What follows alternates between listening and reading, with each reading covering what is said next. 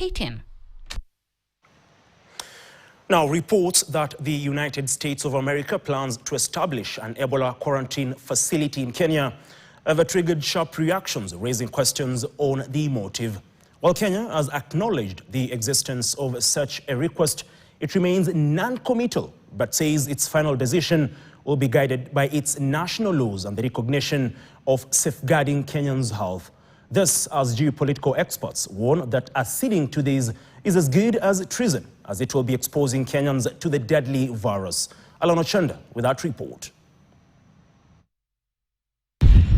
Kenya shares a common border with Uganda that has already recorded Ebola virus cases, and thus the Ministry of Health has activated its networks to protect the populace.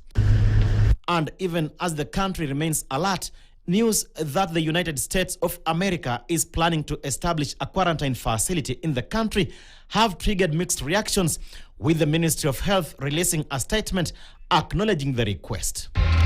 Kenya is, however, playing safe, as an excerpt of the statement reads, quote, "Any arrangements regarding any international health cooperation will be guided by Kenya's national laws, public health regulations, biosafety and biosecurity standards, and the overriding responsibility of government to safeguard the health and welfare of the people of Kenya. Protection of Kenyan citizens, frontline health workers, and communities remain paramount." End of quote. Though Kenya takes cognizance of its strategic position and its regional and global role in strengthening health systems, experts differ, arguing it amounts to treason, as acceding to it means the president violates one of his undertakings he pledged during his oath-taking, that of protecting Kenyans. A proposal like that to quarantine Americans exposed to Ebola in Kenya is a complete lack of respect for Kenya's sovereignty. You don't make a proposal like that to a country if you respect it. Because Americans should quarantine exposed Americans in their country, not in any other country. Actually, that amounted to treason against Kenya. I think that the oldest principle of quarantine is that you stay where you are and they fix the problem where you are. I don't know why they're bringing people to Kenya. There must be a reason. But if it's helping us to help the DRC stop Ebola in Uganda, then we should do it.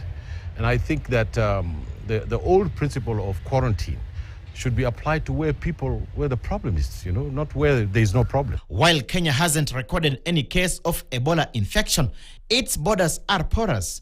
Its international airport remains active, and passengers on transit from affected countries pose danger. The request, according to Professor Gitile Naituli, a governance expert, is not an isolated phenomenon, saying it's now becoming a pattern as international superpowers appear to turn Kenya into a playground. In April this year, Kenya ratified a controversial defense cooperation with France that grants French military personnel diplomatic immunity and legal protection while operating in Kenya. There was the Bill and Melinda Gates Foundation controversial agreement with the Kenyan government, which granted the foundation and its expatriate staff diplomatic immunity and tax exemptions. It was scrapped after public pressure and a legal challenge by the Law Society of Kenya. The Biden administration also championed and financed the United Nations-backed multinational security support led by Kenya to combat gangs in Haiti. I think our president should avoid being misused. He should read the values, national values on Article 10. It starts with the patriotism and nationalism. Even the French, how do you accept them after they have been chased from West Africa? The question that lingers, however, is whether such arrangements are premised on genuine balanced relations or is one-sided, even as it acts as a wake-up call for the country and the region to set up a massive disease center to combat such pandemic threats. Alana Chanda, KTN. Now, still on that